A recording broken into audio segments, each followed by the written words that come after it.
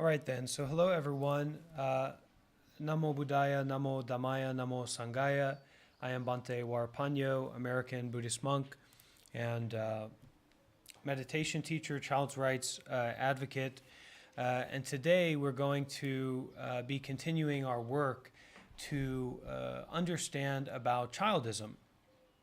Childism is the systematic discrimination towards children.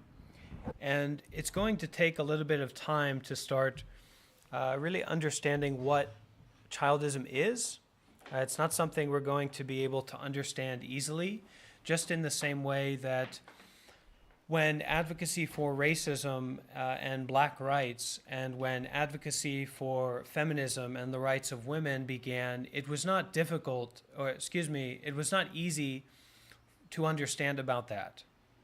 Right? So when people originally started talking about freedom for black people or the rights of black people, that was a strange and obtuse notion.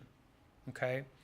For example, people started to talk about feminism, when people started to talk about in America rights for women, like the right to vote for women, this was an obtuse notion. This was a strange notion. It was difficult to talk about, and it was difficult for people to understand. So childism is in that realm, but it's a more subtle realm, and it's a more difficult realm to understand than racism or sexism, for example, especially here in the present day. So when we talk about the rights of children, we are not saying that children need the right to drive cars, for example, or that children need the right to own guns. Just in the same way that if we start to talk about ableism, or if we start to talk about the rights of people with disabilities, right? If we start to talk about the rights of people with disabilities and we start to advocate for the rights of people with disabilities, that doesn't mean that we're talking about people with disabilities who don't have the ability to drive cars. That's not what rights for people with disabilities is about in general. Sometimes it is about that, but sometimes it's not. So it's a kind of subtle talking point and subtle topic to talk about. It's not easy to talk about this.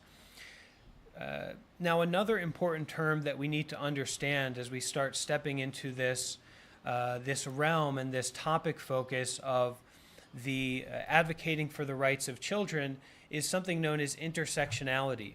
So intersectionality is when you are a person that is a part of multiple target groups.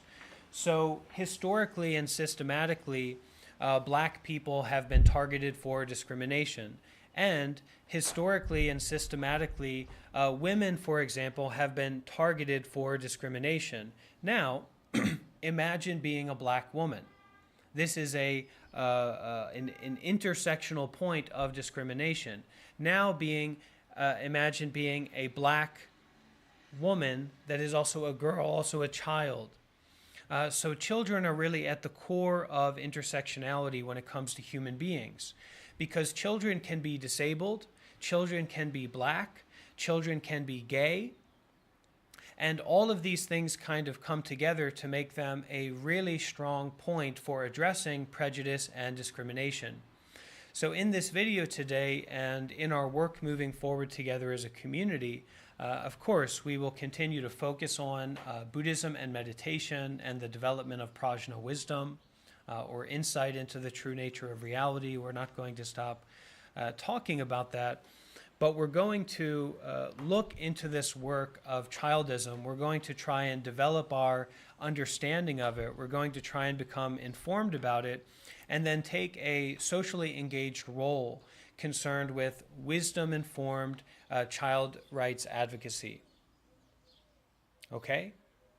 And one of the big points that I can bring up and kind of encourage people to do as they slowly start to advocate and understand childism is don't stop talking about childism, especially when it comes to leftist groups, progressive groups, groups that say they are concerned with social rights issues or human rights issues.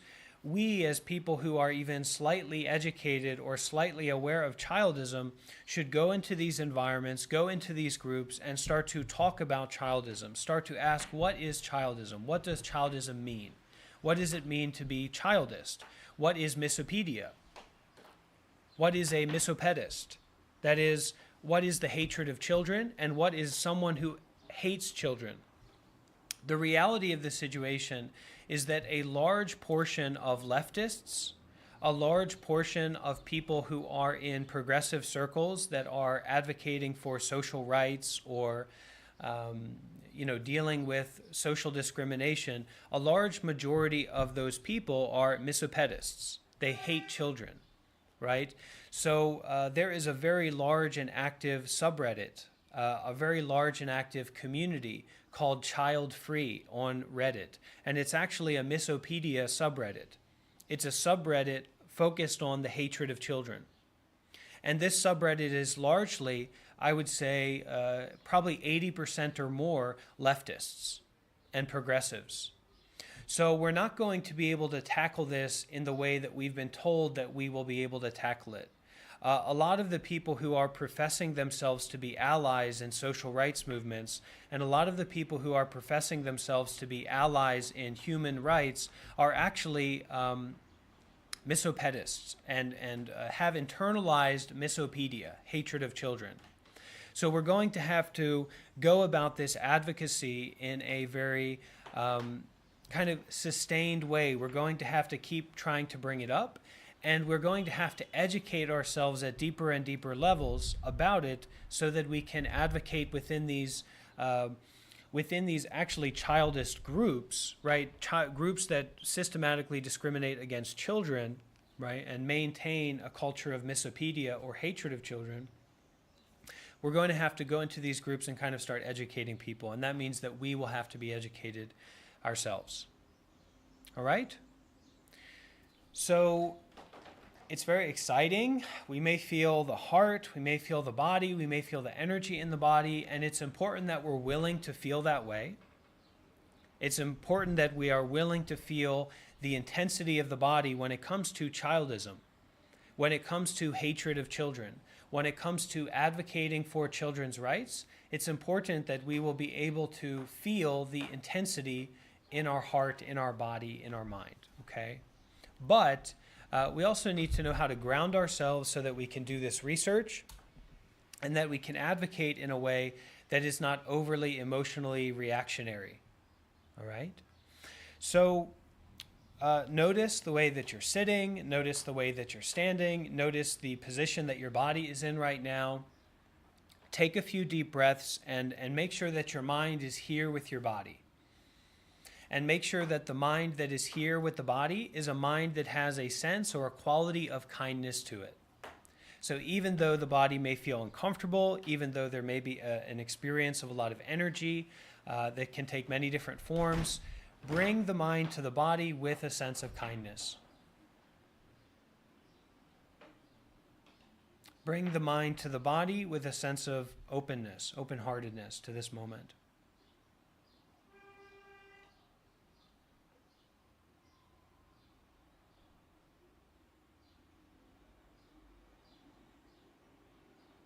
And actually, the way that you're breathing and the way that you may be breathing, okay, is less important or unnecessary, concerned with bringing a sense of kindness to the body from the mind and bringing a sense of openness from the mind to the body. If you're not breathing, that's not a problem. And if you're breathing softly or deeply, that's not a problem. That's not an issue. Bring the sense of kindness and openness to the body. Settle into it. Appreciate it.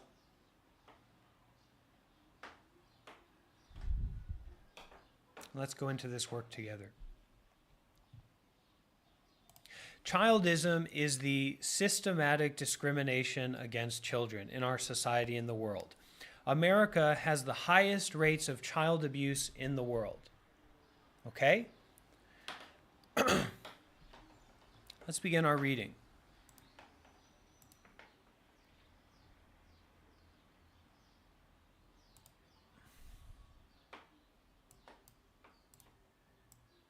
Bear with me.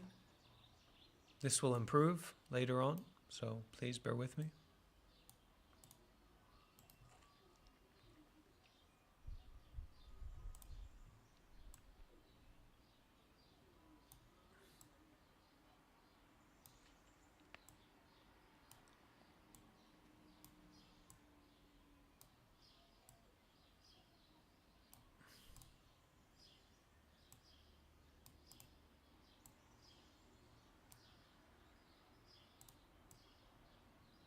Okay, so let's talk together about this anti-childism scale. All right, to start to kind of understand childism inside of ourselves and childism in the society. All right. If you're not familiar with childism, you are not alone. Most of the people I talk with are not familiar with it. Some even scoff at the idea, as though the concept of prejudice against children is so preposterous it could not possibly exist. If you're struggling to see how we systematically discriminate against children, consider the following ways as described by Happiness is Here, in which we treat children differently from adults. And this, my friends, this is research, this is study, this is deep work, this is not entertainment, this is not to entertain people. If you're looking for some kind of entertainment or distraction, you are 100% in the wrong place. This is deep work that we're doing here, okay? This is not meant to be entertainment, so, please try to understand that.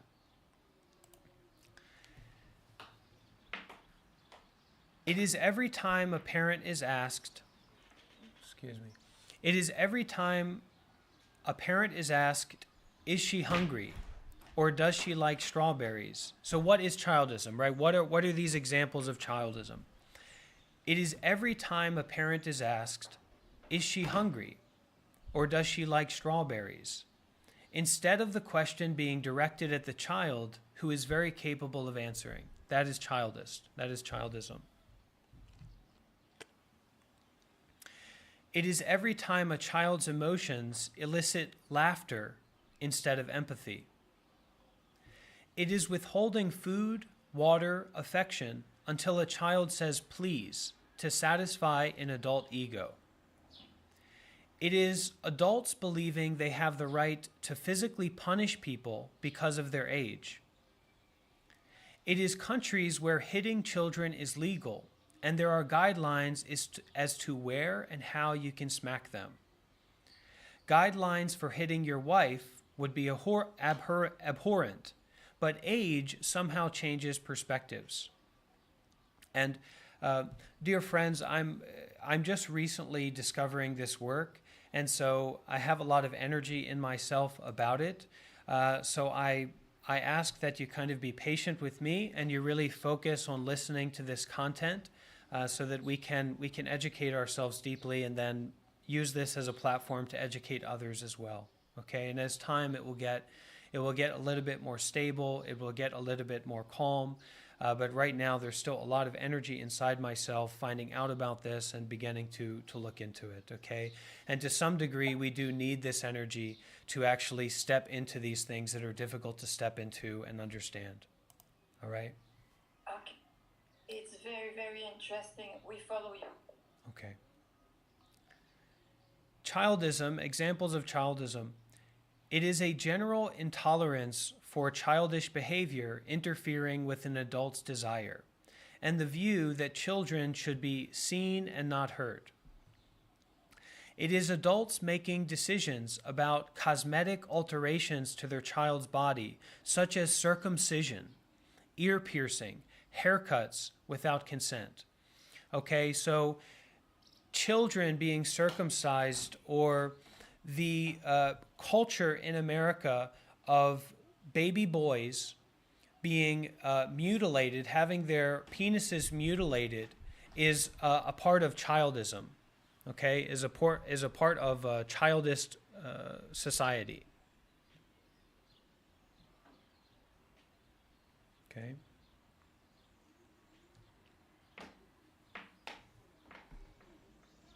It is forced affection, or give me a cuddle or I'll be sad and cry. sending the message that a child does not get to make decisions about their own body. It is whenever a child's photo is posted online in an effort to shame them as a way of getting them to submit to an adult's will. It is adults who believe they deserve automatic respect, most often defined as obedience for nothing more than their greater age. It is children's emotions being dismissed or stifled for adult comfort.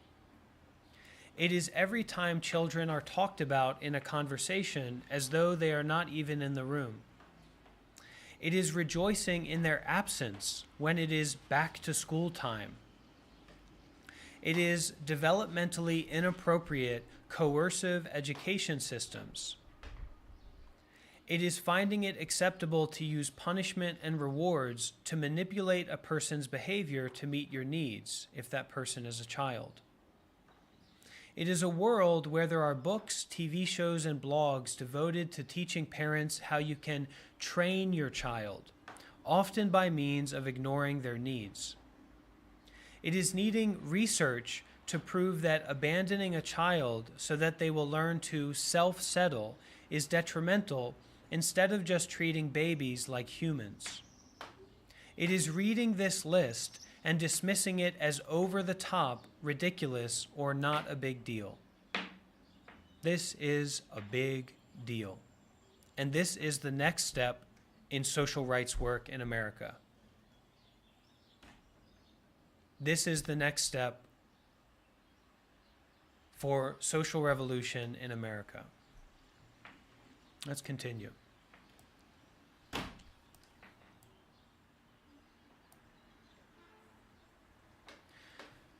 The term childism was coined in the early 1970s, after which it remained a relevant concept within the realm of children's rights. However, the term didn't really enter mainstream discourse until the late psychotherapist and children's rights activist Elizabeth Young Bruhl wrote her groundbreaking work, Childism, Confronting Prejudice Against Children, which was published posthumously in 2012.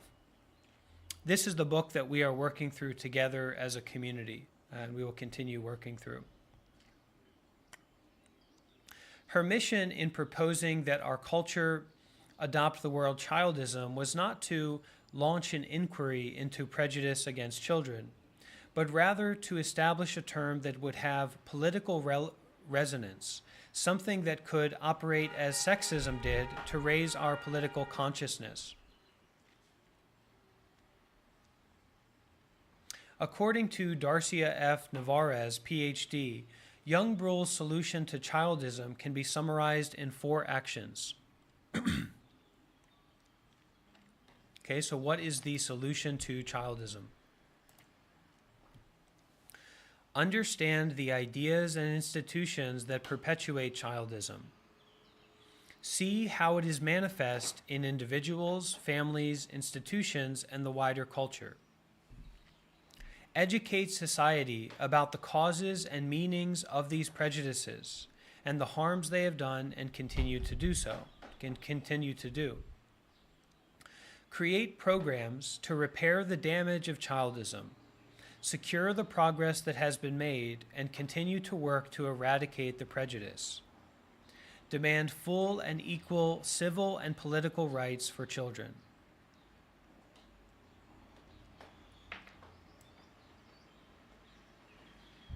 Here, I need to pause and explain a disagreement among children's rights advocates. Some people take issue with the way Young Bruhl defined childism. They prefer the term adultism to mean prejudice against children, and they view childism as akin to feminism in that it is a term of empowerment for children. While I understand the arguments for using childism in this way, my fundamental disagreement rests in the systematic nature of childism, which I use as akin to sexism.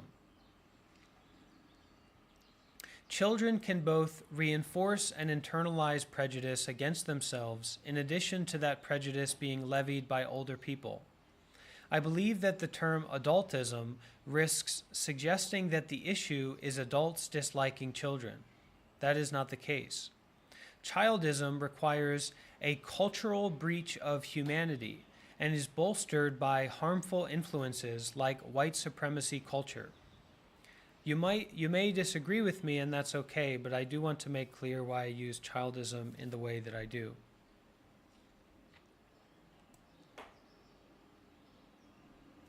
So the work here that we're doing is not to get stuck on specific points that we may not fully understand at this time, but to continue educating ourselves and to continue developing an understanding of the important points that we are able to understand now. And then in the future, we will understand the deeper points, not just through our ideas, but through our experiences of advocacy. Okay?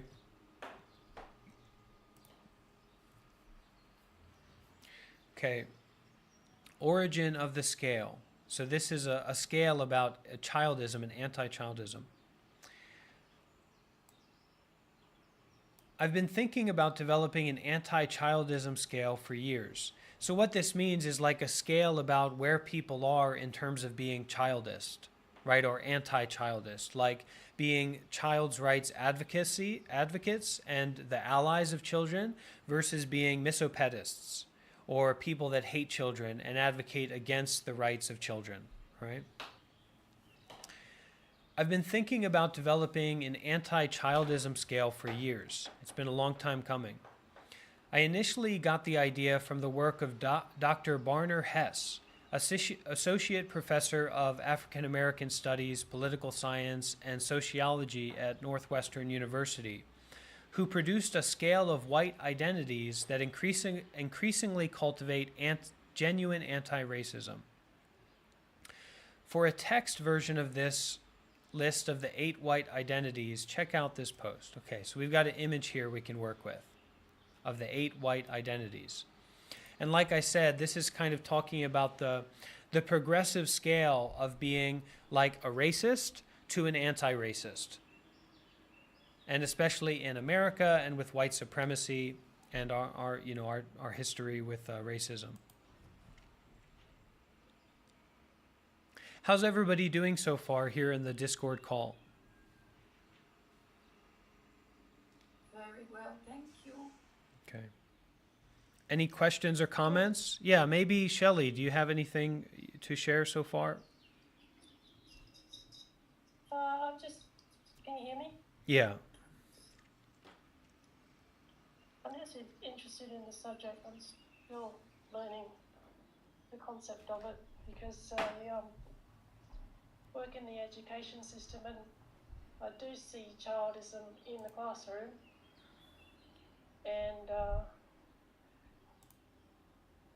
my upbringing was, I had a lot of childism related to my upbringing as well, so I'm Generation X. So yeah, very interested in the subject. And we're taught to internalize that childism, right? We had to internalize that discrimination within ourselves about our childish qualities, right? So the very notion of a childish quality is that it's negative, that being childish is a negative thing, that is, being childish is an inherently negative thing, just in the same way that historically the qualities of women were seen as being inherently negative, right? And so women internalized this cultural social standard of female qualities or feminine qualities being inherently negative, and then they applied that to themselves. So we have the same thing going on with children, right? Children are being taught that the childish qualities that are within themselves are inherently negative, right? And some of those qualities are just made up, and some of them may be true, but they're not necessarily negative. So there's a lot of work to do here. And please, friends, this is advocacy work, so leave a like on this YouTube video, share it with other people, invite other people to come here to learn about this. And we are going to keep, let other people know that this is going on, because this is really in the realm of advocacy work and social rights work. Okay, so please try to participate by helping more people learn about this and begin to have an understanding of childism, all right? So let's continue looking at this scale. The 8 white identities. There is a regime of whiteness, and there are action-oriented white identities.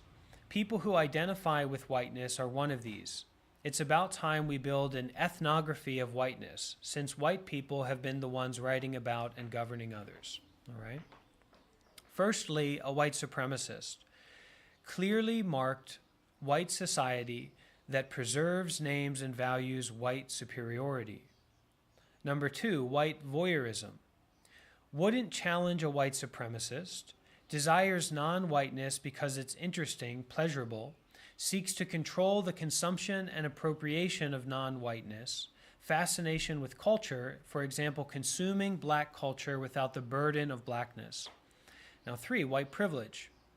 May critique supremacy, but a deep investment in questions of fairness/equality under the normalization of whiteness and the white rule, sworn goal of diversity. Okay, so when we kind of get into the middle with these things, it's very subtle. So it's difficult for us to start understanding about it, right? But that shouldn't keep us from continuing to look, continuing to learn as much as we can, right, without getting stuck. Because that stuckness can take a lot of energy, and it's better that we just continue to educate ourselves, and we'll understand it as time goes by. White benefit.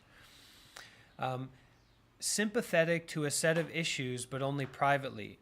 Won't speak or act in solidarity publicly because benefiting through whiteness in public. Some people of color in this category as well. White confessional. Some exposure of whiteness takes place, but as a way of being accountable to people of color after. Seeks validation from people of color.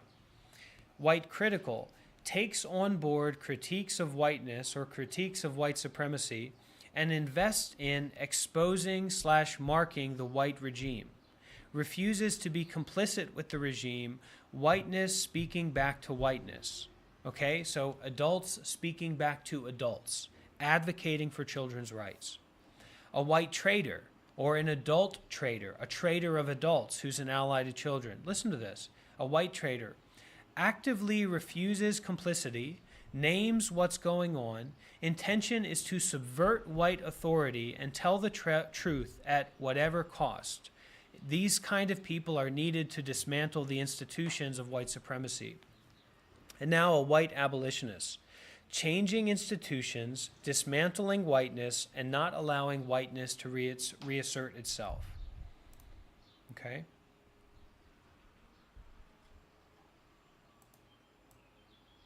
All right.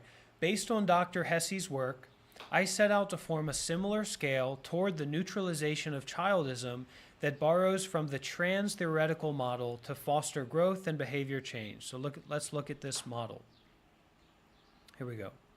Okay, pre-contemplation, so before contemplating childism, contemplation, preparation, action, and maintenance. So before we've contemplated childism, contemplating childism, preparing, researching to engage with a childish society and the childism within ourselves, the internalized childism, action. This is that action. Maintenance, maintaining that action, maintaining that work. Okay, continuing that work.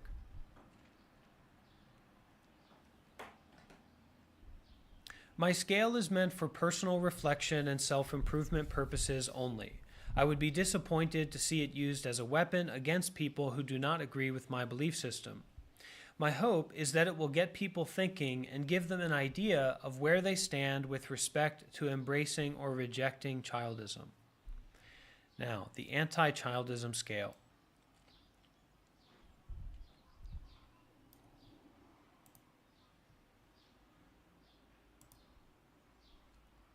The following 6 identities increasingly represent an anti-childist worldview. So going from a childist worldview to an anti-childist worldview, right?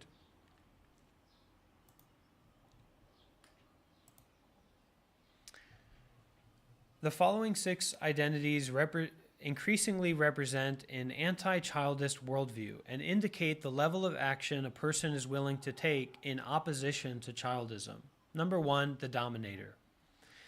Believes that children must be controlled by adults and must be respectful of adult authority.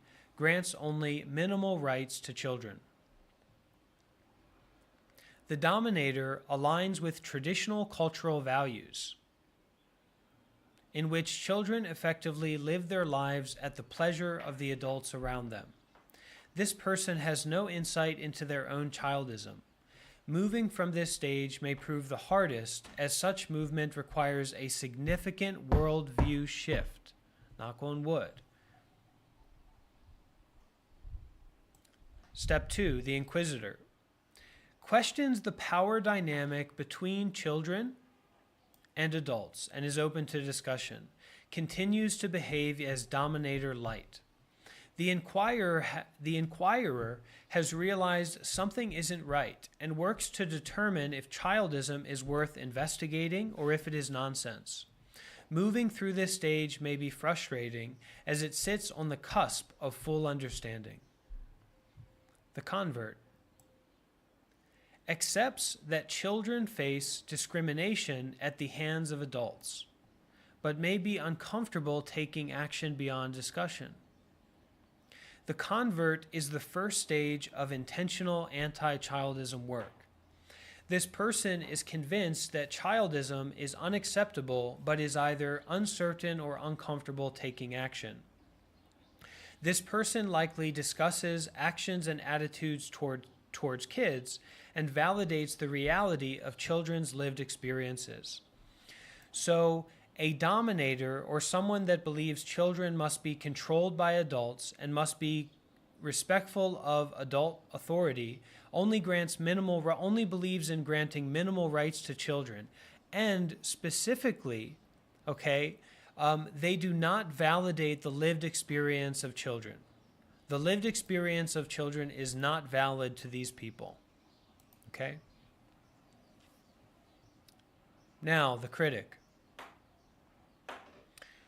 regards children as deserving of protection from discrimination.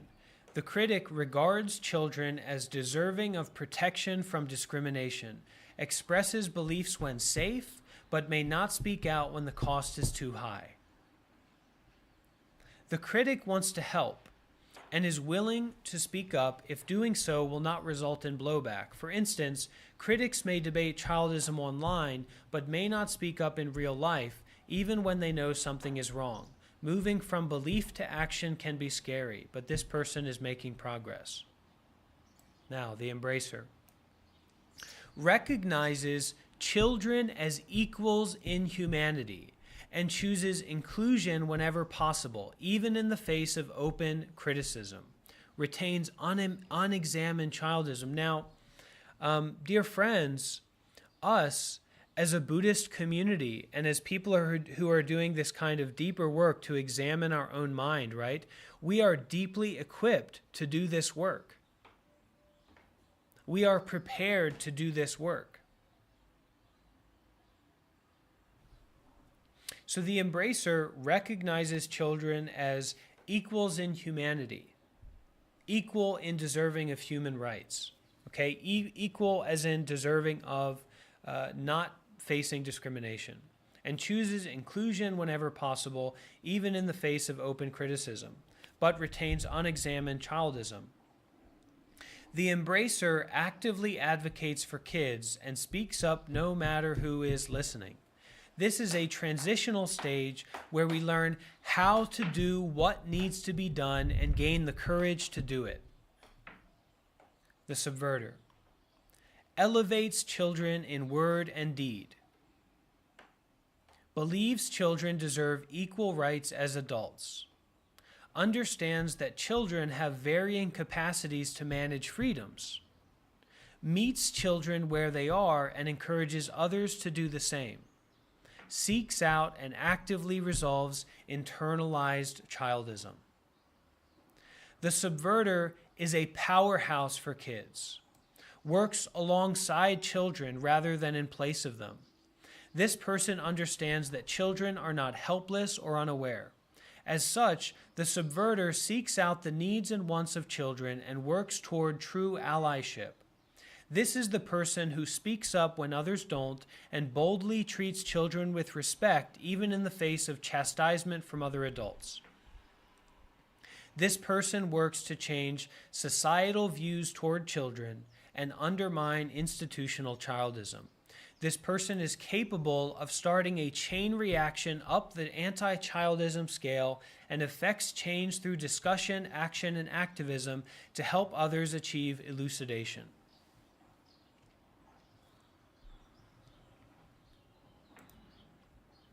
Okay, let's take a quick commercial break, and we'll be back in a few moments.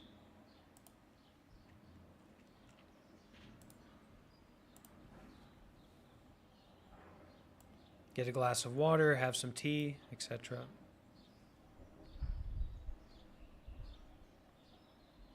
And you can also read through this anti-childism scale. Also, we're starting up a Discord server for childism, anti-childism advocacy. So if you're serious about this work, you'll be able to join that Discord server, and I'll be posting resources and images like this that we can use to distribute and do this work, okay?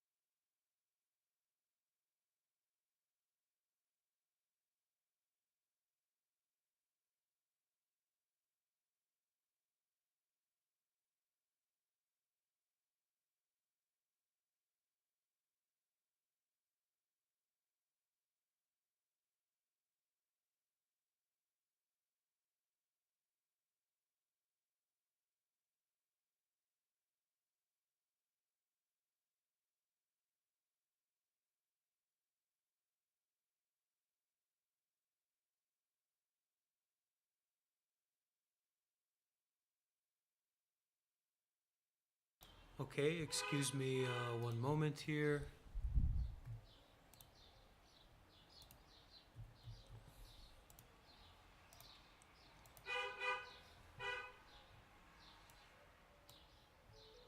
I can only hope for the best now, but I've been getting up a little less now. Only ever see me with my head down, hoping that today I will stand out. Childism, childism, childism, hey. Childism, childism, childism, childism, childism, childism, hey. Childism, childism, childism. Wake up, eat, school, repeat. Wake up just to fall asleep. No idea where I won't be.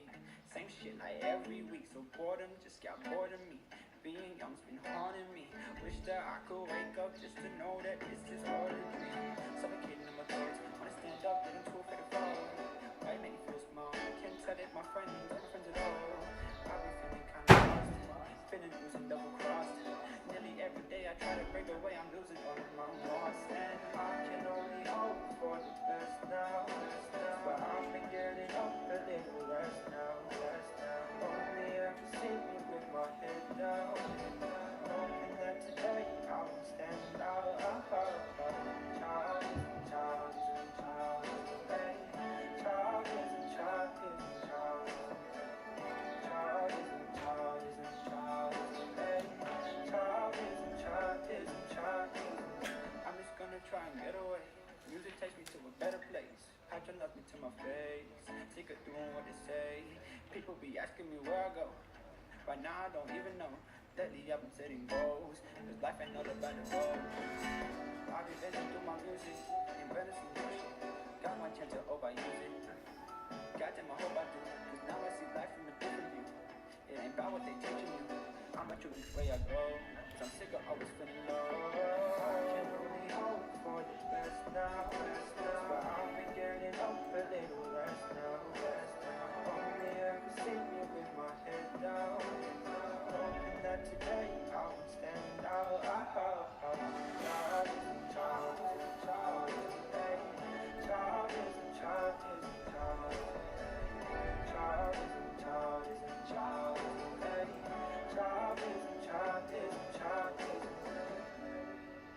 I'm just looking for a way out. Where I'm going is hard to say now. I'm hoping that today I won't stand out. I can only hope for the best now. But I've been getting up a little rest now. Only ever see me with my head down. Hoping that today I won't stand out.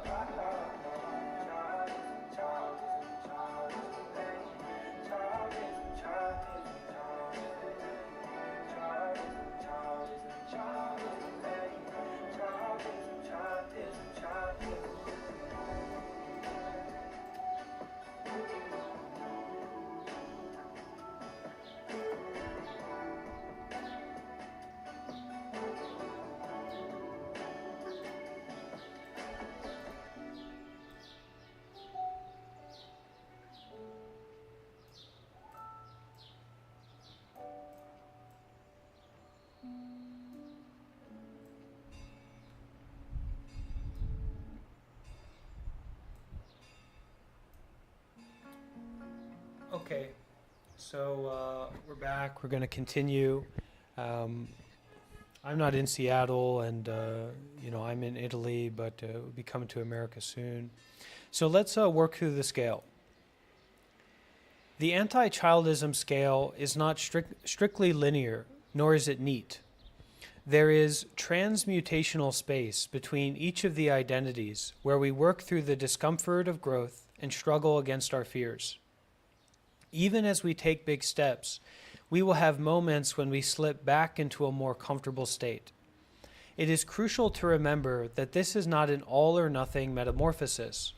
Our choices matter moment by moment for each life. Each new stage we enter brings us self-awareness and self-improvement, and it elevates children at the same time. Some of the things we can do as caring adults to ensure the rights of children are read and understand the 54 rights of the child as adopted by the United Nations. These are children's most basic rights. We can do even better with a little effort. Okay, so we'll put that over here. We'll table that. That doesn't show up, so we're going to need to find a resource for the 54 rights of the child. Share the 54 rights of the child with our children so that they understand the standards to which they should hold all adults. Consider how our choices affect our children and ask them for their input. Respect our children's names and avoid using them as a threat. Most of us know what it means to be called your full name by a parent as a threat. Accept our children's unique identity and genuinely see who our children really are. Listen to our children's opinions and be open to negotiation. Recognize that children are intelligent, assume competence, and protect our children's freedom of expression. Give our children adequate privacy and access to information. Where issues of safety arise, work it out with the child, not for the child. Find ways to teach and coach our children that do not involve punishments. Provide our children with ample opportunities to play and rest. I hope I've given you something to think about. You can expect more posts from me on childism. Me too. You can expect more posts from me on childism too. I'm not going to stop talking about it. And how to root it out. For now, I'd love to find out where you see yourself on the scale. And of course, please feel free to share it to give others the same opportunity for self-exploration. So let's look into finding the 54 rights of the child.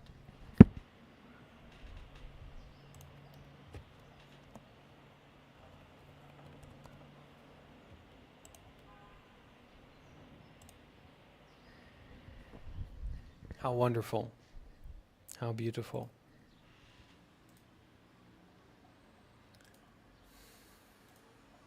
Okay, save that. The United Nations Convention on the Rights of the Child is an important agreement by countries who have promised to protect children's rights. The convention explains who children are, all their rights, and the responsibilities of governments. All the rights are connected. They are all equally important, and they cannot be taken away from children. Now, America, or the United States of America, is the only modern nation that has not signed this convention, that has not agreed to this convention. Okay? All other modern nations have agreed to this convention on children's rights. So we can download the PDF here. Wow, look at this. This is incredible. This is beautiful and wonderful. Wow. Okay, the definition of a child is someone who is under 18 years old. We got to pull this down a little bit. Okay, the definition of a child is someone who is under 18 years old. And now we get into the ratifications of this convention. No discrimination, best interests of the child, making rights real, family guidance as children develop, life survival and development, name and nationality, identity, keeping families together, contact with parents across countries, protection from kidnapping, respect for children's views, sharing thoughts freely, freedom of thought and religion, setting up or joining groups, protection of privacy, access to information, responsibility of parents, so children have a right to children being responsible and taking care, protection from violence, protection for children without families, protection for children who are adopted, protection for refugee children, protection for children with disabilities, access to health, water, food, environment, review of where the child is, so the child's placement. Children have a right to social and economic help. Children have a right to food, clothing, and a safe home. Children have a right to access to education. Children have a right to the aims of education, to understand the aims of education that they are being subjected to. Children have a right to protection of minority culture, language, and religion. Children have a right to rest, play, culture, have access to culture and the arts. Children have a right to protection from harmful work, protection from harmful drugs, protection from sexual abuse, prevention of sale and trafficking, protection from exploitation, protection and right for children in detention and protection from detention, protection in war, protection of their ability to recover and reintegrate, protection for children who break the law, protection for making sure that the best law for children applies, that everyone must know children's rights, and then how the convention works. Okay? So we're going to save this, and we're going to have this on our new Childism Discord server. And the link for the Childism Discord server will be in the description of this YouTube video. All right?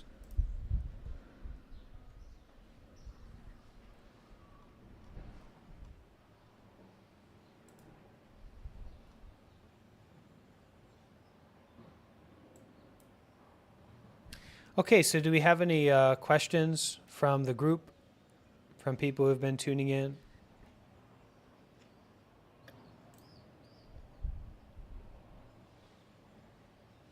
There can be a lot of defensiveness about taking more responsibility for our lives and advocating for the rights of children, but we shouldn't let that distract us or get stuck on that. We just continue to do the work within ourselves, and then we can develop that work for the others in the world, okay? I will have a question. What about maybe because we know that there's a lot of abuse on children, and even parents that are selling their young child to guys. And are we also doing something, or we're not concentrated on those kind of abuse because it's too much for us? No, it's not too much for us, but we have to be practical. And advocacy is one of the most practical things that we can do, right? Advocacy about the understanding of discrimination towards childism, because it is the lack of understanding about childism and the lack of advocacy for recognition of childism, which is also the recognition of children's rights, that allows this abuse to be so rampant in our society and in our culture. Right.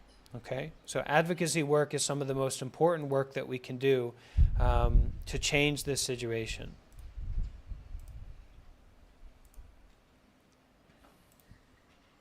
And to protect children.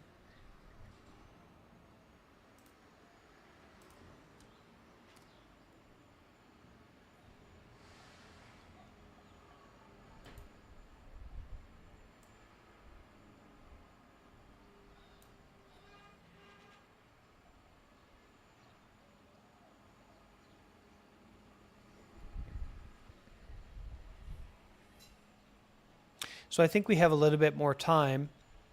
We'll go ahead and continue our reading of the breakthrough work on childism by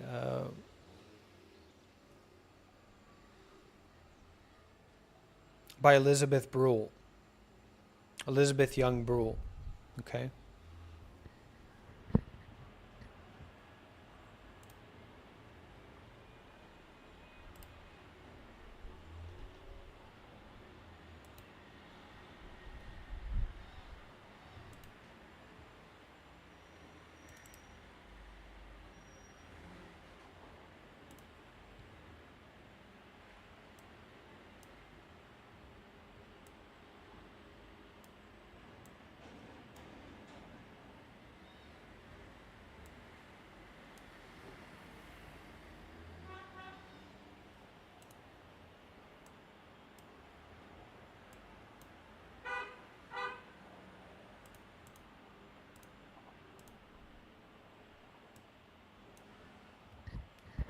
So why does America have the highest rates of child abuse in the world, and why is America the one country that has not signed on to this Child's Rights Convention? I'm not sure. I don't know why that is.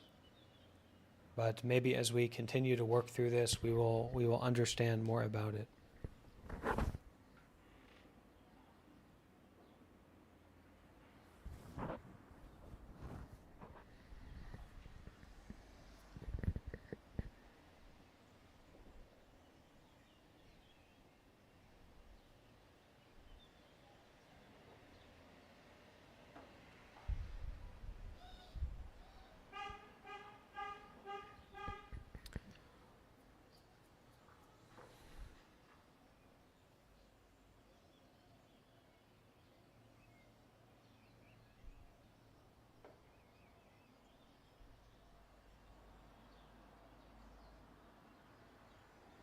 Okay.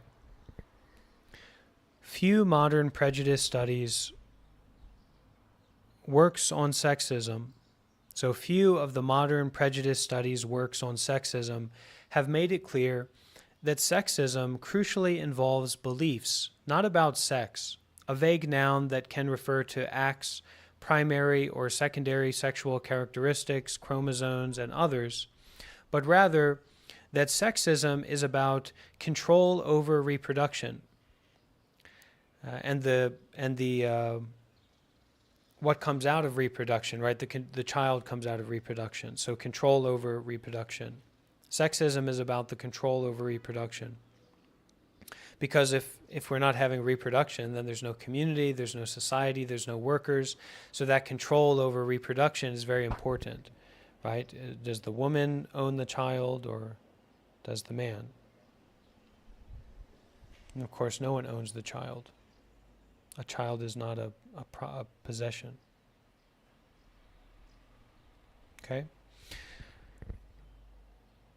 And this confusion explains why the dictionary definition of sexism is so circular. By contrast, most studies of racists and racist theories have made it clear that racism is a belief focused on how races deemed inferior have different origins and a different developmental course. The allegedly inferior races have supposedly remained primitively other in comparison to the superior and civilized. The childlike, see even that word, the childlike inferior people are held to be naturally fitted for intellectual and sexual subordination and slavery.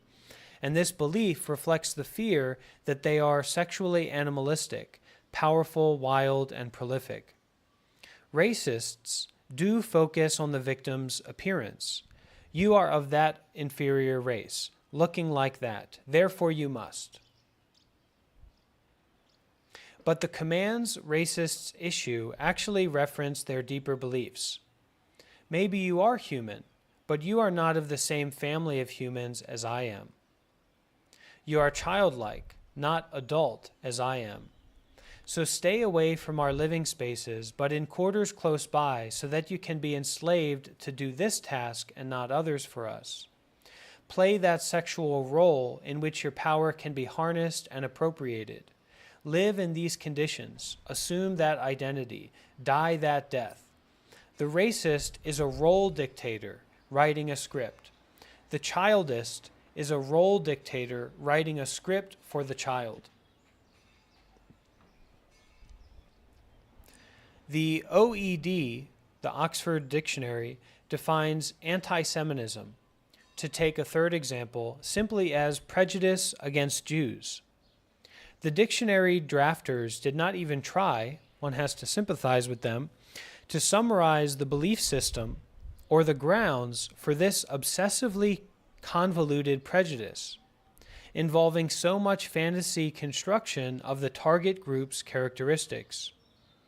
Perhaps no dictionary could gesture in a phrase at the whole strange history of how the Jews came to be classified in the 19th century as the Semites. The Semites were once a common ancestor group that included Arabs and other people who spoke the languages, the Semitic languages, common to a dozen sibling groups around the Mediterranean.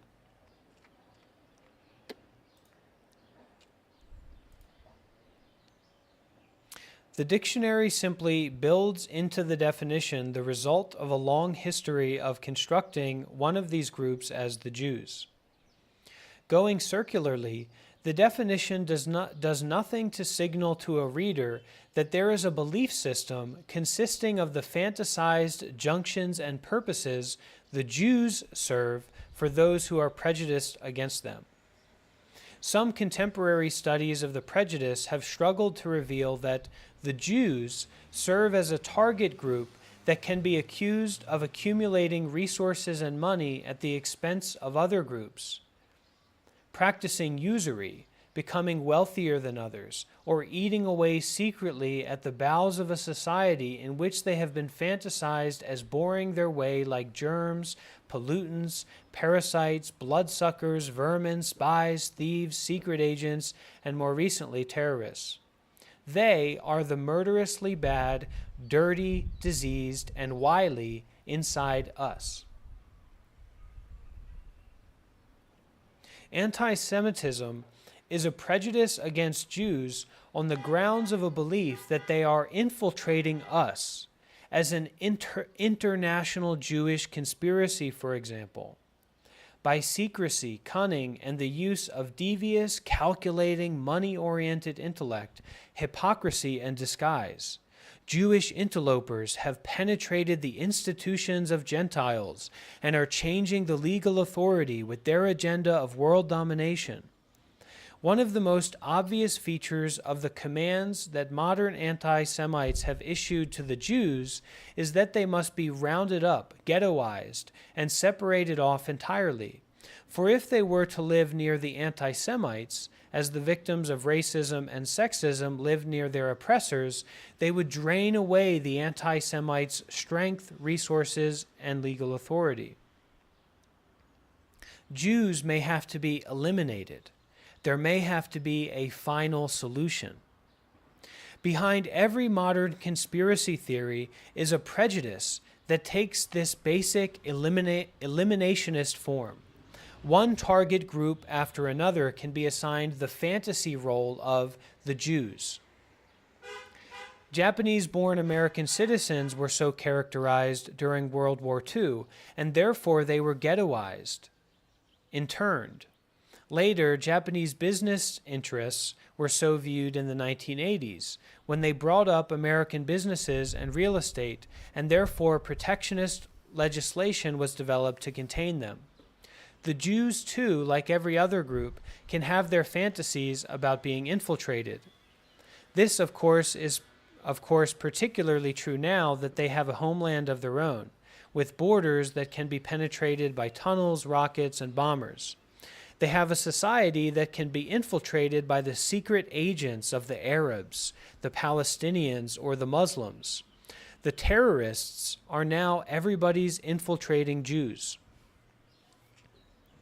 In 1980s America, a variant of this obsessional anti-infiltratist, eliminationist prejudice began to be directed at teenagers.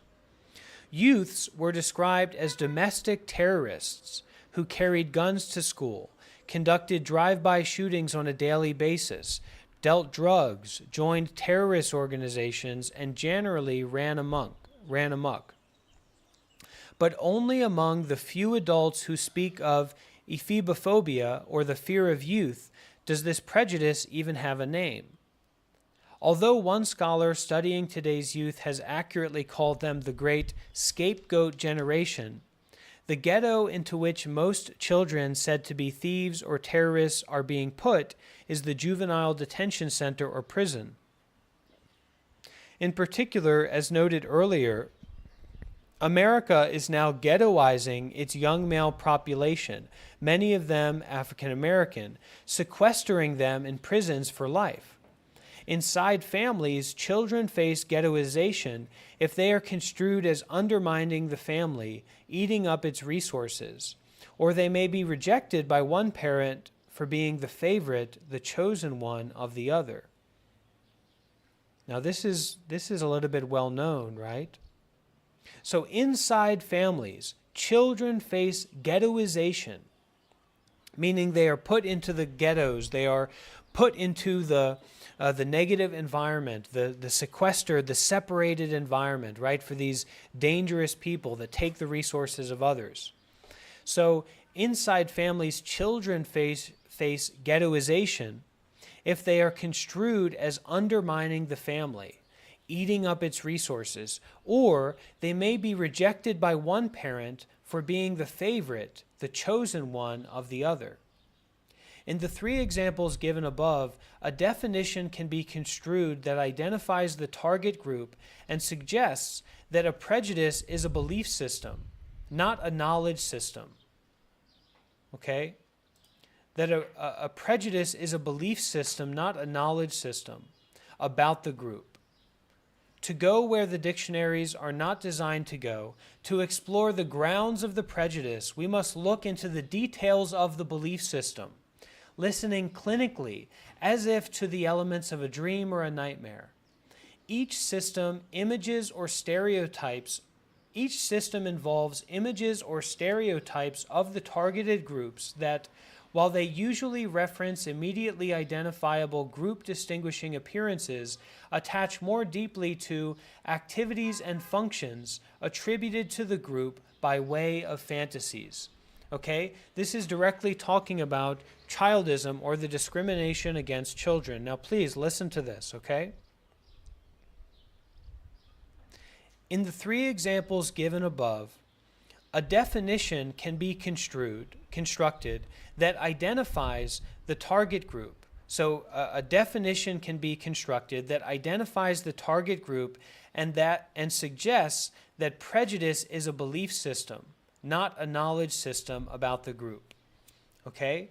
So that our prejudice against black people, our prejudice against women, our prejudice against children is a belief system, not a knowledge system about children. And especially in the past, in the past when women weren't even allowed to vote, for example, that the prejudice system or the definition of women as being a certain way, and so they were treated a certain way, was not a knowledge system, but it was a belief system about women. To go where dictionaries are not designed to go, to explore the grounds of the prejudice, we must look into the details of the belief systems, listening clinically as if to the elements of a dream or a nightmare. Each system of prejudice, each system involves images or stereotypes of the targeted groups that, while they usually reference immediately identifiable group distinguishing appearances, attach more deeply to activities and functions attributed to the group by way of fantasies from the side of the prejudiced people. As I have implied, there seems to be three elementary forms of fantasy that feed prejudices, and each is reflected in one of the three prejudice forms of which sexism, racism, and anti-Semitism are representative. In brief, there are fantasies about being able to self-reproduce and to own the self-reproduced offspring. Fantasies about being able to have slaves, usually sex slaves, who are not incest objects, and fantasies about being able to eliminate something felt to be invidiously or secretly depleting one from within. This is deep, deep, deep stuff.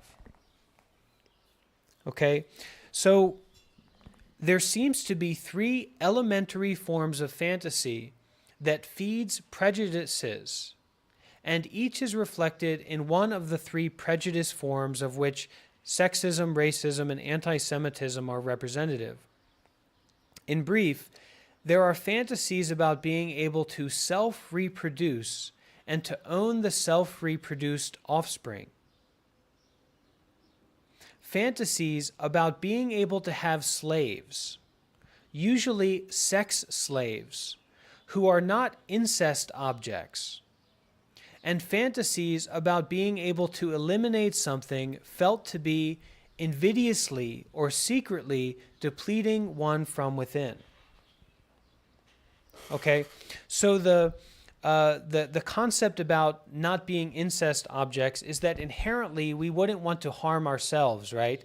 And that extends to our family, right? The ones that we identify as a part of our group, a part of our community. So the fantasy here is about being able to self-reproduce and to own the self-reproduced offspring, like in terms of sexism, right? Like that a man can reproduce by his, and this used to be a concept in the old times, right? That the sperm went into the woman and became a child, that there was no ovum, right? But that the sperm just kind of self-reproduced and the woman was just the carrier for the sperm that became a child. So fantasies about being able to self-reproduce and to own the self-reproduced offspring, right? So that the child is the property of the man.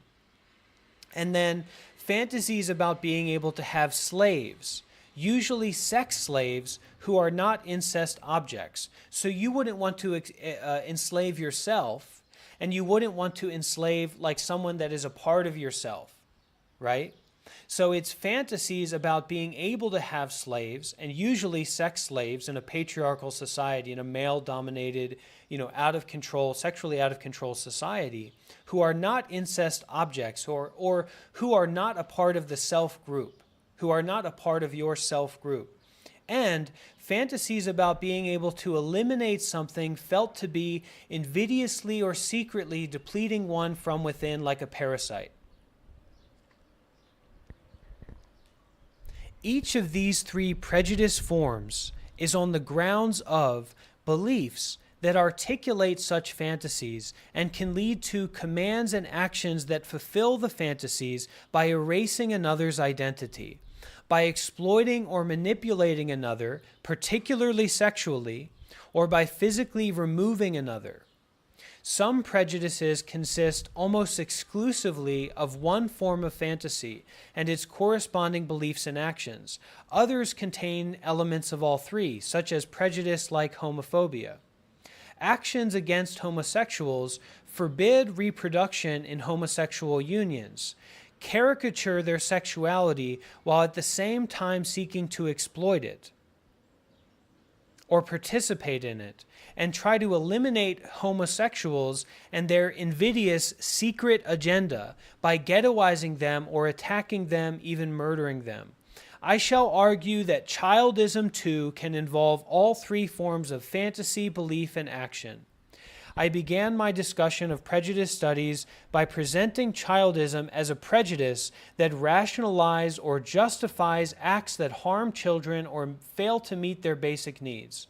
But at the more fundamental, motivational, or fantasy level, childism can be defined as a belief system that constructs its target group, the child, as an immature being produced and owned by adults who use it to serve their own needs and fantasies. It is a belief system that reverses the biological and psychological order of nature, in which adults are responsible for meeting the irreducible needs of children until the adults grow old and naturally, reciprocally, need support from children. Adults have needs of various kinds and fantasies about those needs that childish adults imagine children could and further should serve. The belief that children as children could serve adult needs is a denial that children develop. The belief that children should serve adult needs is a denial of children's developmental needs and rights. In differing degrees throughout history, children have been fantasized and set in belief systems that require them to serve the needs and fantasies served by allegedly inferior women, allegedly inferior races, or alleged infiltrator groups. In childism, as in homophobia, all the psychological mechanisms that have been discovered to operate in prejudices on the sexism, racism, and anti-Semitism models can operate. There is an observable, investigatable range of attitudes of the anti-Semitic form indicating that children and this child are bad or burdensome, taking our resources, depleting us or corrupting us, and they should be pushed away, placed out, or even eliminated by quick or slow infanticide. There is a range of attitudes of the racist form that could be summarized as children and this child are dangerously, wildly sexual and should be repressed or given a pseudo-adult role, used, enslaved, prostituted, trafficked, turned into pornography. A third range of attitudes is of the sexist form and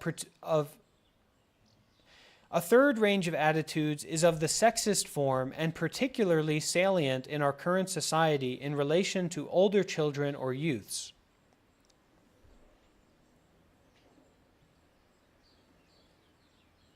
Okay, so comparing in terms of the racism, like the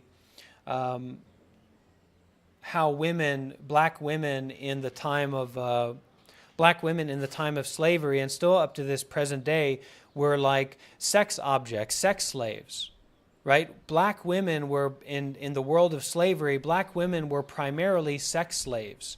They were used for pornography. They were enslaved. They were prostituted. They were trafficked. They were given a pseudo-adult role, and that they were wildly sexual. This notion that black women were wildly sexual and black men were wildly sexual as well was a rampant notion and practice, a way of being in society in the 1700s, in the time of slavery, and even up into this present day. Okay. A third range of attitudes is of the sexist form, and particularly salient in our current society in relation to older children or youths. Children, and this child, are threatening and disobedient and should be controlled. So how it used to apply to women, it applies to children now, and still applies to women to a degree. Children, and this child, are threatening and disobedient and should be controlled. indoctrinated into a cause or a religion, forced to assume an identity, kept from overthrowing or supplanting adults, kept from asserting their rights over or against their parents' rights. Now, does this in any way sound similar to sexism and how sexism was established and propagated for women before women's suffrage? All right? We need to read this whole thing again. But let's continue. Each of these three forms has variants that apply to newborns and infants, to young children, and to youths or adolescents, who are easier to construct as rebellious or parricidal than young children are. Each form of childism also has a shadow or cover-up set of images too. Images of angelically innocent, good children and youths, ideally socialized and sexually purified servant children and youths, and children and youths obediently honoring their fathers and their mothers without a trace of protest.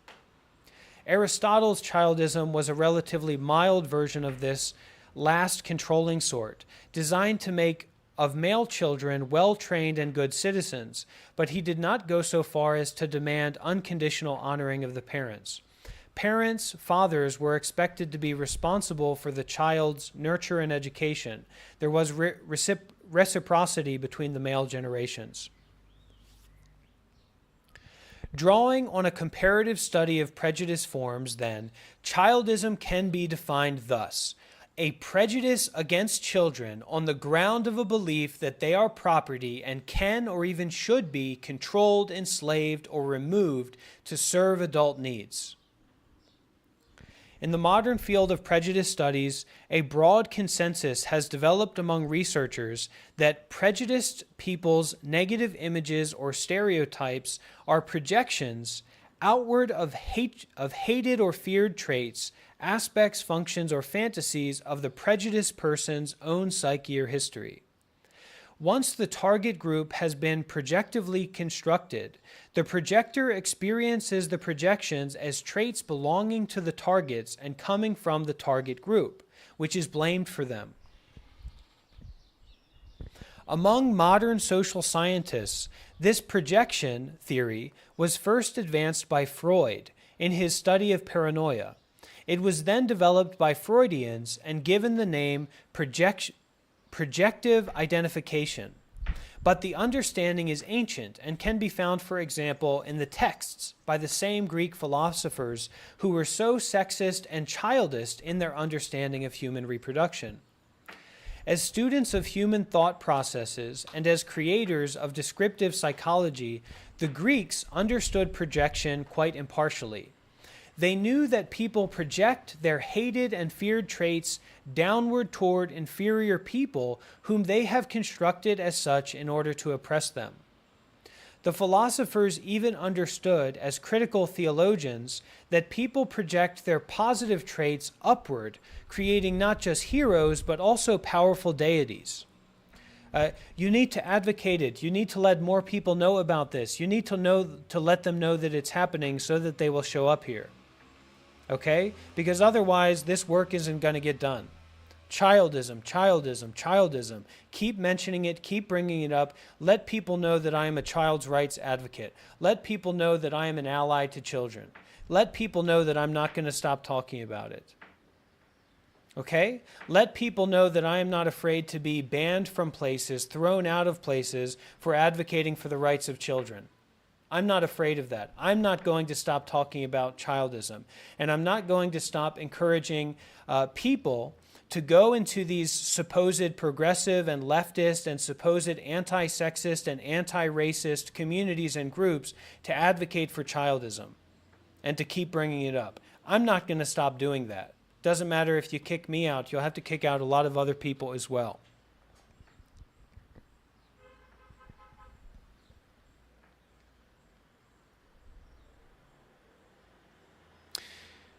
The philosophers even understood, as critical theologians, that people project their positive traits upward, creating not just heroes, but also powerful deities.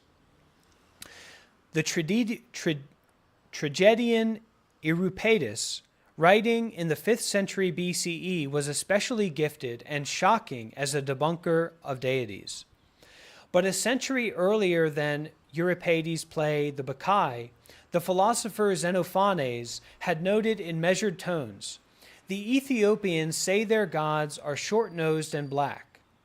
The Thracians that theirs have light blue eyes and red hair, and that other groups assign their own characteristics to their own gods." The Greek writers of comedies constantly mocked religious or pseudo-religious projective behavior. Menander, for example, pointed out that impious people are so self-absorbed that they create gods that reflect their own characters and thus worship themselves. The Greeks were aware that powerful deities, like the people who created them, would be imagined as protecting or favoring some people and not others. That is, that the deities would be prejudiced in favor of a chosen people and against that chosen people's enemies, or against those who speak out against the prejudices that you hold. This insight disappeared during the ascendancy of the Abrahamic monotheistic religions and returned again only during the Renaissance, when the humanists recuperated Greek and Roman thought. People who worship a single God find it difficult to imagine that their one God will not favor one people, themselves. A Hindu like Gandhi, reared in a polytheistic tradition, did not share this frame of mind. He considered it intrinsically violent and antithetical to a nonviolent way of life. The modern projection theory consensus in prejudice studies includes the idea that a target group in whom downwardly projected negative traits have been stored must be controlled or assigned a role or even eliminated in order to keep the projections away, to make the target group permanently other and less threatening. Again, this is ancient wisdom that modern scientists have rediscovered.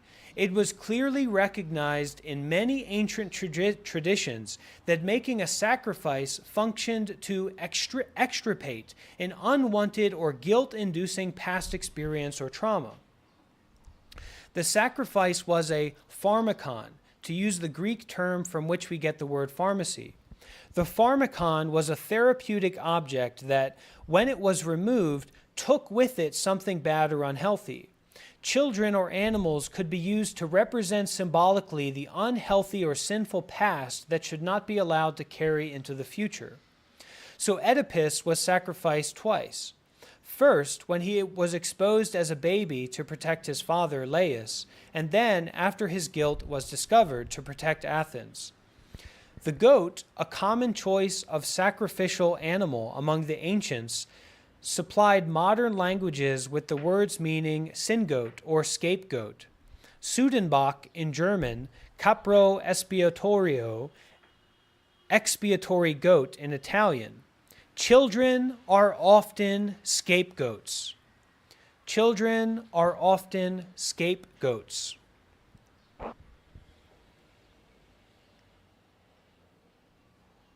Children are often scapegoats. Children are often used as scapegoats.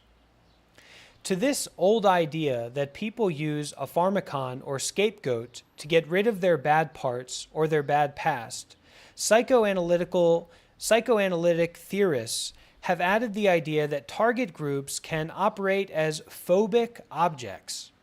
In this situation, people with phobias project unwanted aspects of themselves onto some object or place, and then come to fear the object or place that contains those rejected aspects: a snake or a spider, a boogeyman or a witch, a bridge, a plane going up or an elevator going down, an expanse or a narrow defile, rats, vermin, germs, or frightening children.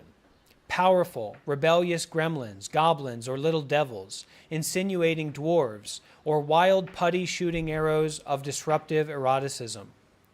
Adults fear these objects, but they are also compelled by them or obsessed by them. Prejudiced people cannot say to a therapist, as phobic people can, "Help me. I know that this fear I have is crazy, but I am in the grip of something I do not understand." The prejudiced person feels justified in his or her prejudices. They raise no questions. There are too many children in the world. They will eat us out of house and home. Thinks a greedy person who hates that greediness, but also wishes that his or her children would feed him or her, treat him or her as a child ought to be treated. We do not hate or fear ourselves if we can, with justification, hate or fear in others what is hateful or fearful about ourselves.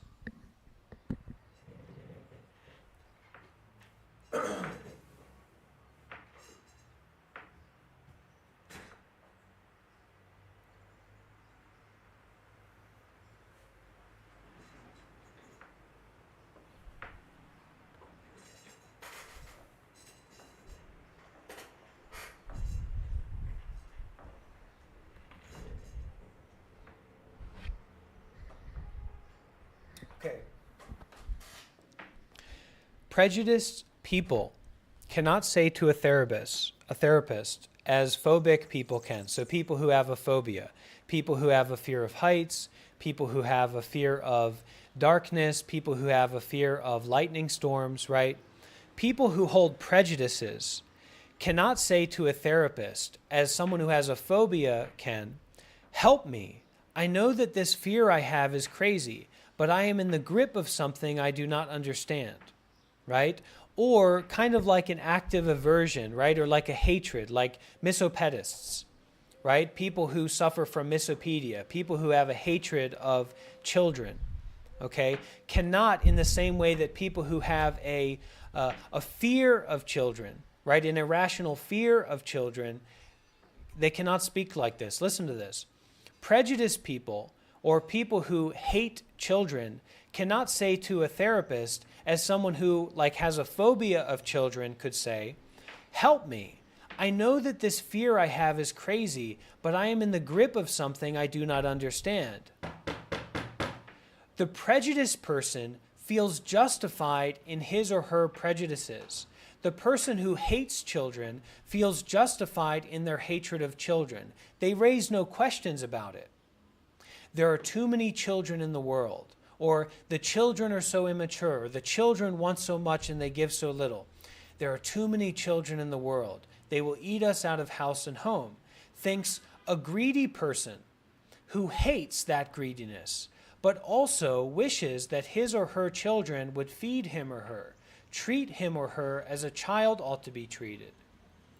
We do not hate or fear ourselves if we can, with justification, hate or fear in others what is hateful or fearful about ourselves. This is speaking directly about misopedia. This is speaking directly about people who are prejudiced towards children. This is speaking directly about people who hate children. Listen to this one more time. People who hate children cannot say to a therapist, like, for example, someone who is afraid of children, irrationally afraid of children, can say, help me. I know that this fear I have is crazy, but I am in the grip of something I do not understand. Because the prejudiced person, or the person who hates children, feels justified in their prejudices. They raise no question about their prejudices. They raise no questions about their discrimination towards children, or their negative judgments, their hate put onto children. They don't raise any questions about it.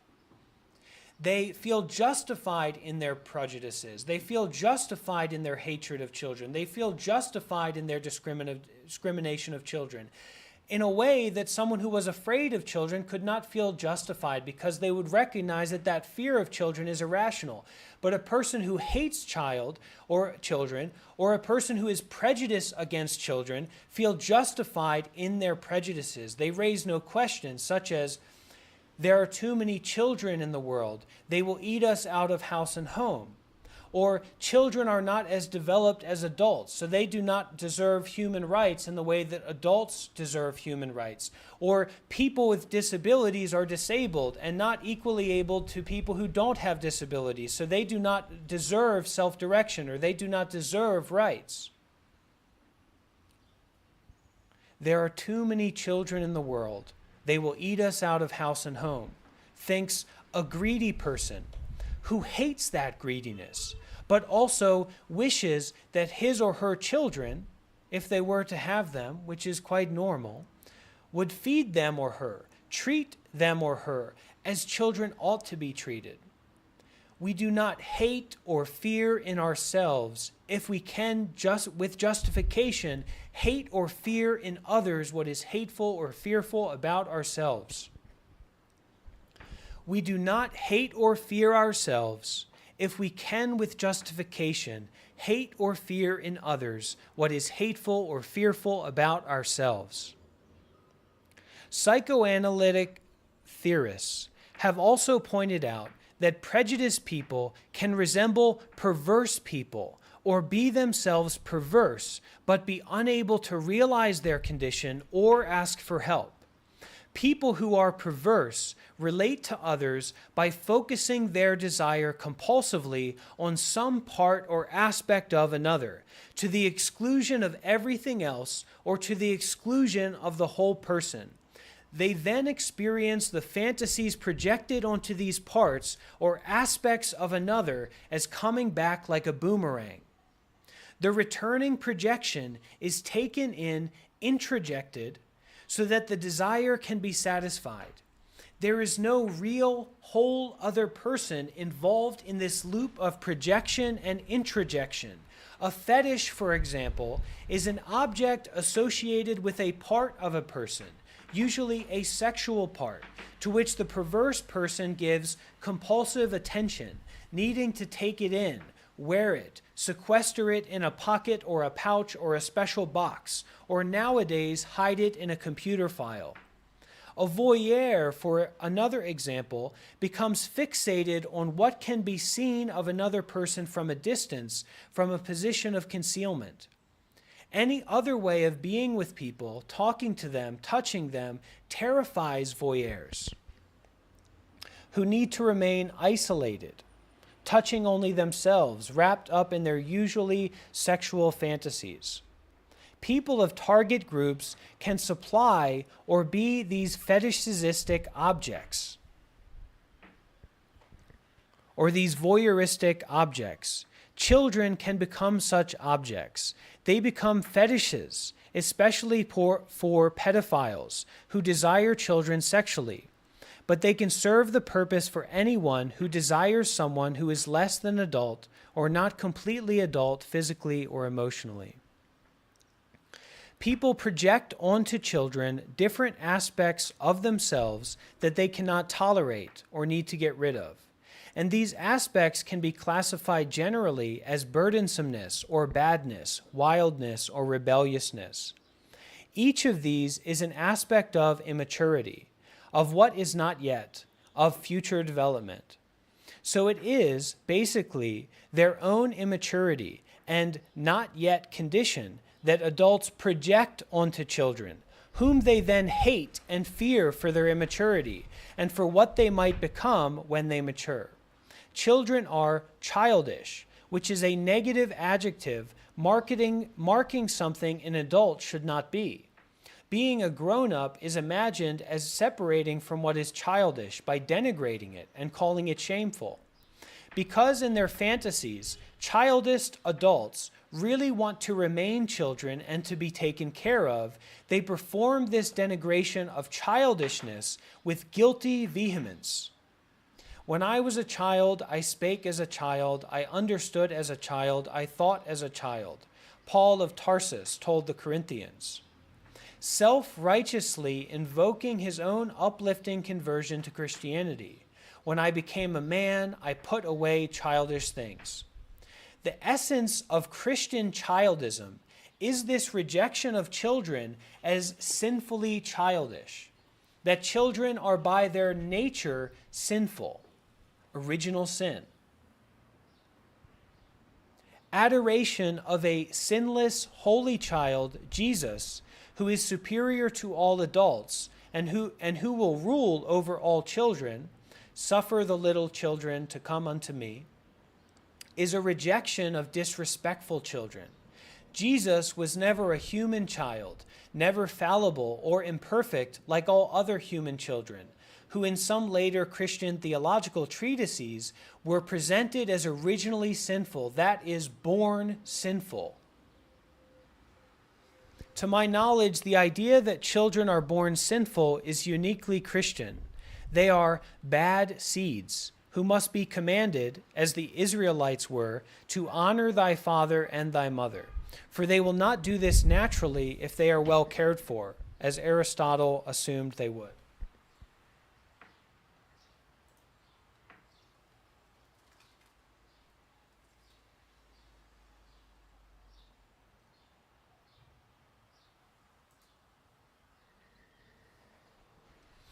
But it is a crucial part of childism's distinctiveness as a prejudice that children are in reality not just in guilty adult projections, developmentally immature, But it is a crucial part of childism's distinctiveness as a prejudice that children are in reality not just in guilty adult projections, developmentally immature.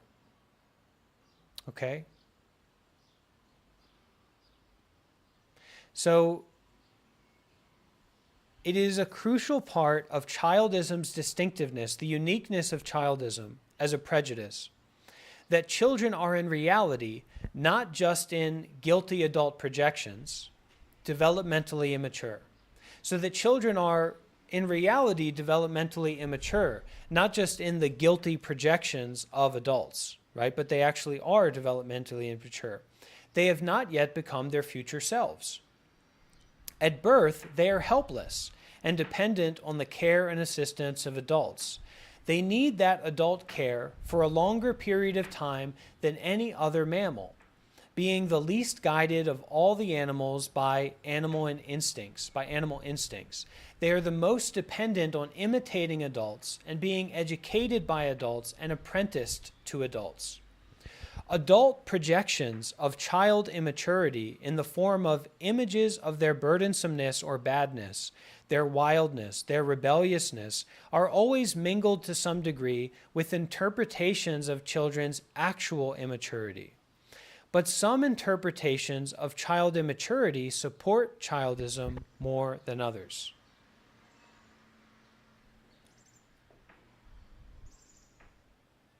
Okay, so I think we'll leave it there. Why don't we practice a little bit of meditation together? This is going to go on and on, so if we want to be consistent with it, it's good we know how to practice some meditation.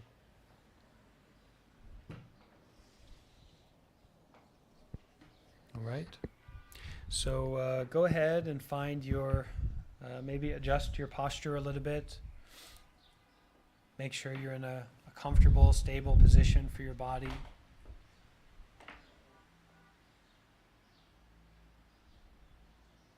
Offer kindness to the mind. Allow the mind to offer kindness to the body.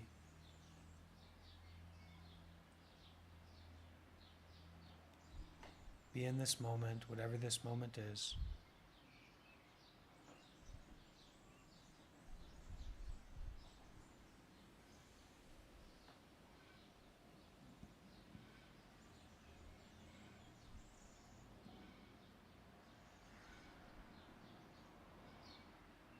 Let the body be the body. Let the mind be the mind, and offer kindness, offer presence, offer openness.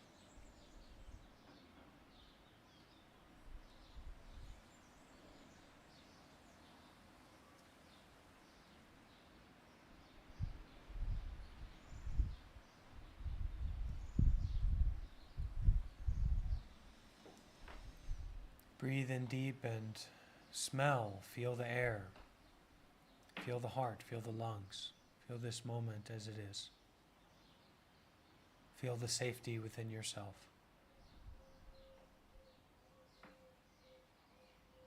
Feel the kindness within yourself.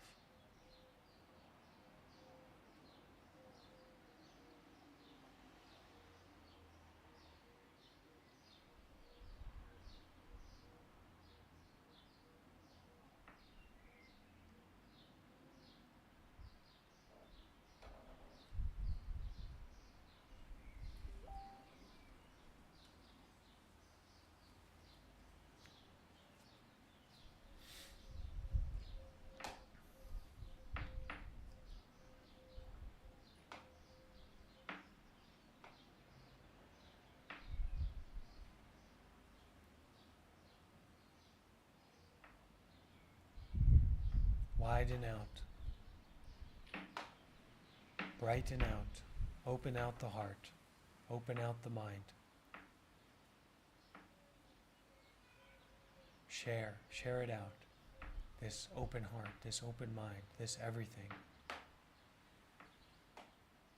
Bless out.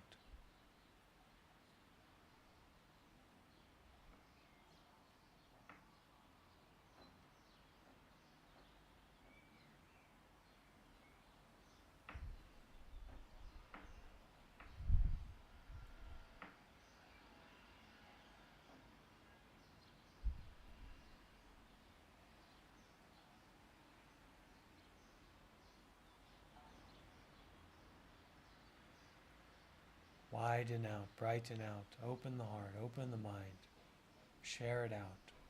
Everything. Everything.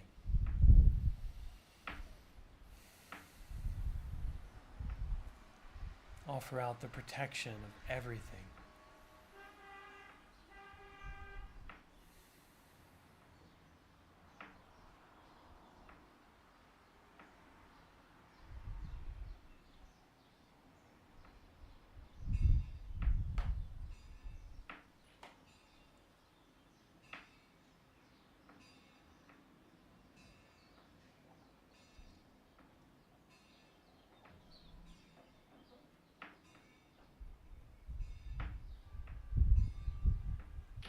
Feel it in the heart.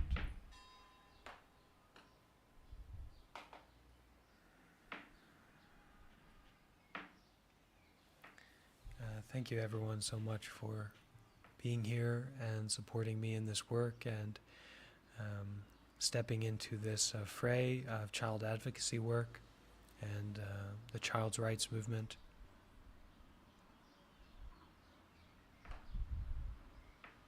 We'll continue our work. Okay, we'll continue our work. That's all for now. Have a nice day. Thank you.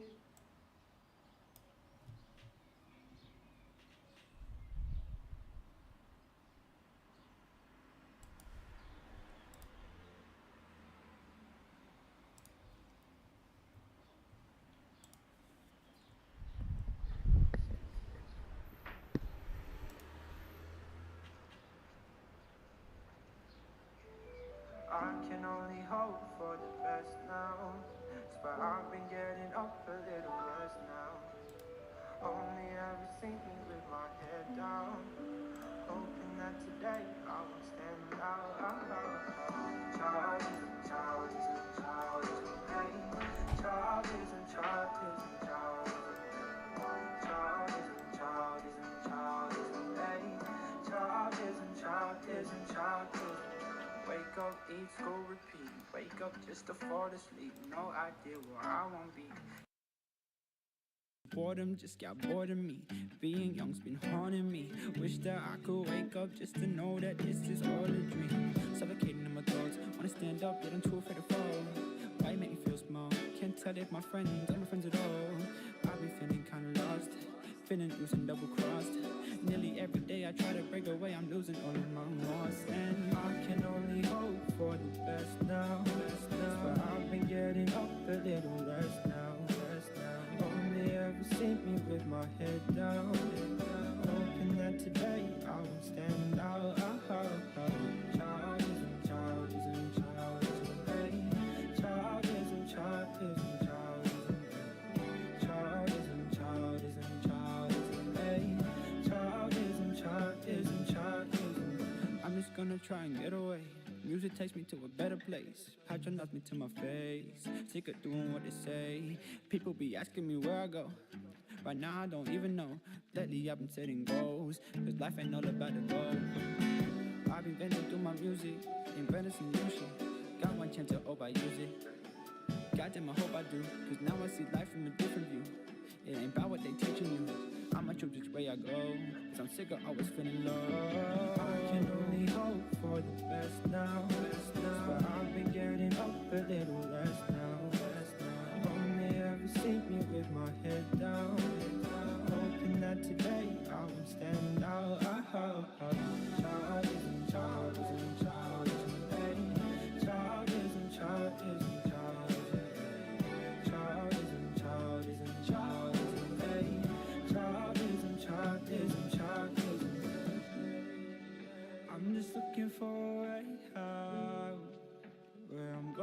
what to say now.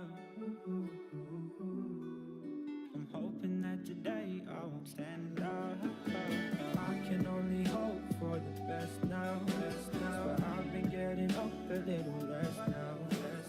Only ever see me with my head down. Hoping that today I won't stand out. Childism, childism, childism, hey. Childism, childism, childism, childism, childism, hey. Childism, childism, childism.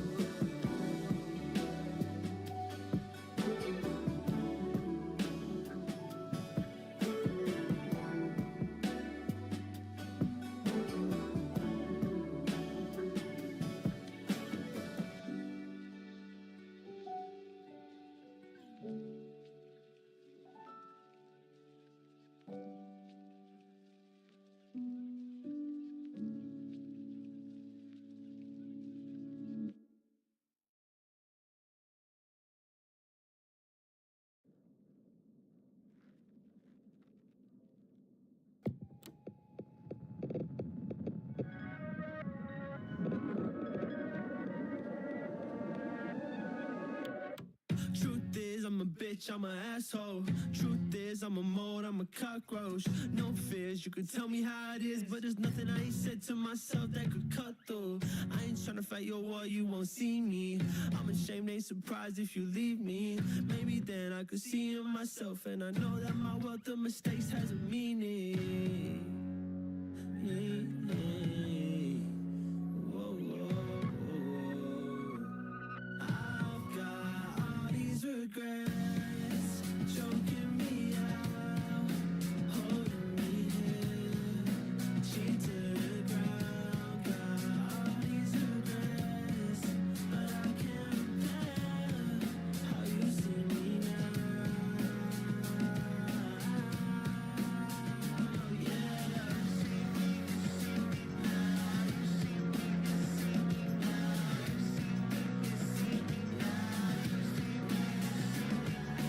Fucked up now, I got some crosshairs on me. Success, I can feel the madness coming. All these people went and changed on me. This life really got away from me. Jump ship, I was trying to hit the ground running. Broke legs, I wish I could stand for something. There's no stopping how this pain grows. I let you down and pain so. Oh, it's got me where I am.